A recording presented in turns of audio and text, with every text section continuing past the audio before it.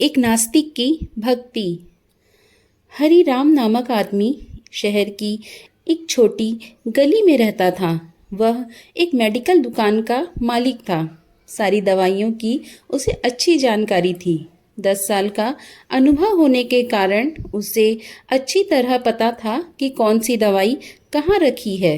वह इस पेशे को बड़े ही शौक और निष्ठा से करता था। दिन प्रतिदिन उसके दुकान में सदैव भीड़ लगी रहती थी। वह ग्राहकों को वांछित दवाइयों को सावधानी और इत्मीनान होकर देता था, पर उसे भगवान पर कोई भरोसा नहीं था। वह एक नास्तिक था। भगवान के नाम से ही वह चिढ़ने लगता था। घर वाले उसे बहुत समझाते, पर वह उनकी एक न सुनता। खाली वक्त मिलने पर वह अपने दोस्तों संग मिलकर घर या दुकान में ताश खेलता था। एक दिन उसके दोस्त उसका हाल चाल पूछने दुकान में आए और अचानक बहुत जोर से बारिश होने लगी। बारिश की वजह से दुकान में भी कोई नहीं था। बस फिर क्या, सब दोस्त मिलकर ताश खेलने लगे।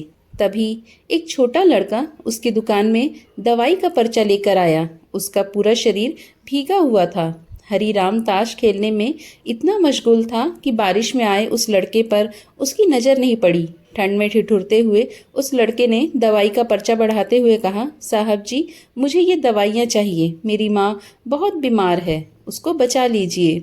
बाहर और सब दुकानें बारिश की वजह से बंद हैं। आपके दुकान को देखकर मुझे विश्वास हो गया कि मेरी माँ बच जाएगी। यह दवाई उनके लिए बहुत जरूरी है। इस बीच लाइट भी चली गई और सब दोस्त जाने लगे।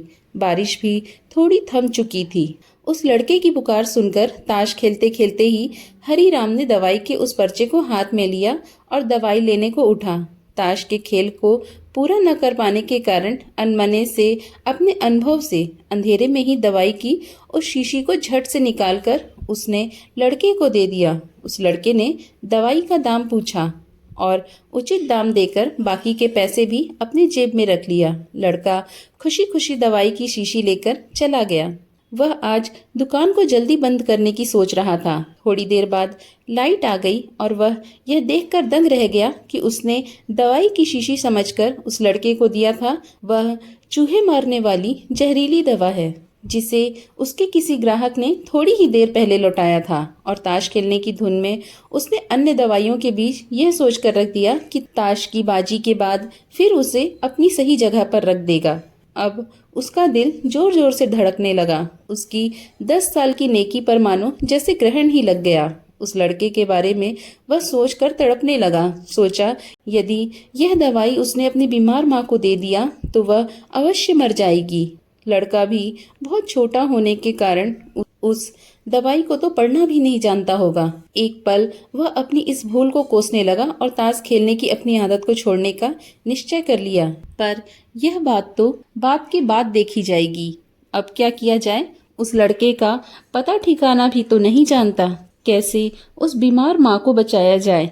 सच, कितना विश्वास था उस लड़के की आंखों में। हरिराम को कुछ सूझ नहीं रहा था। घर जाने की उसकी इच्छा अब ठंडी पड़ गई। दुविधा और बेचैनी उसे घेरे हुए थी। घबराहट में वह इधर उधर देखने लगा। पहली बार उसकी दृष्टि दीवार के उस कोने में पड़ी जहां उसके पिता ने जिद करके भगवान श्री कृष्ण की तस्वीर दुकान के उद्घाटन के वक्त लगाई थी। पिता से हुई बहस में एक दिन उन्होंने हरिराम से भगवान को कम से कम एक शक्ति के रूप मानने और पूजने की मिन्नत की थी। उन्होंने कहा था कि भगवान की भक्ति में बड़ी शक्ति होती है। वह हर जगह व्याप्त हैं और हमें सदैव अच्छे कार्य करने की प्रेरणा देते हैं। हरिराम को यह सारी बात याद आने लगी। आज उसने इस अद्भुत शक्ति को आजमाना चाहा। उसने कई बार अपने पिता को भगवान की तस्वीर के सामने कर हाथ जोड़कर आंख बंद करते हुए पूजते देखा था। उसने भी आज पहली बार कमरे के कोने में रखी उस धूल भरे कृष्ण की तस्वीर को देखा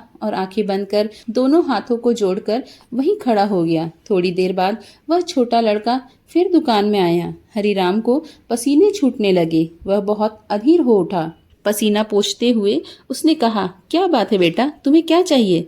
लड़के की आंखों में पानी छलकने लगा। उसने रुकते रुकते कहा, बाबूजी बाबूजी, माँ को बचाने के लिए मैं दवाई की शीशी लेकर भागे जा रहा था। घर के करीब पहुंचा भी था मगर बारिश की वजह से आंगन में पानी भरा था और मैं फिसल गया। दवाई की शीशी गिरकर टूट गई। क्या आप मुझे वही दवाई की दूसरी शीशी दे सकते हैं? लड़के ने उदास होकर पूछा। हाँ हाँ, क्यों नहीं, हरीराम ने राहत की सांस लेते हुए कहा। लो यह दवाई। पर उस लड़के ने दवाई की शीशी लेते हुए कहा, पर मेरे पास तो पैसे नहीं हैं।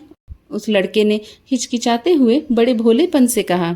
हरीराम को उस बेचारे पर दया आई। कोई बात नहीं, तुम यह दवाई ले जाओ और अपनी माँ को बचाओ। जाओ जल्दी करो। और हाँ, अब की बार जरा संभल कर जाना। लड़का अच्छा बाबूजी कहते हुए खुशी से चल पड़ा। अब हरीराम की जान में जान आई। भगवान को धन्यवाद देता हुआ हरीराम अपने हाथों से उस धूल भरी तस्वीर को लेकर अपनी धोती में पोंछने लगा और अपने सीने से लगा लिया। अपने भीतर हुए इस परिवर्तन को वह पहले अपने घर वालों को सुनाना चाहता था।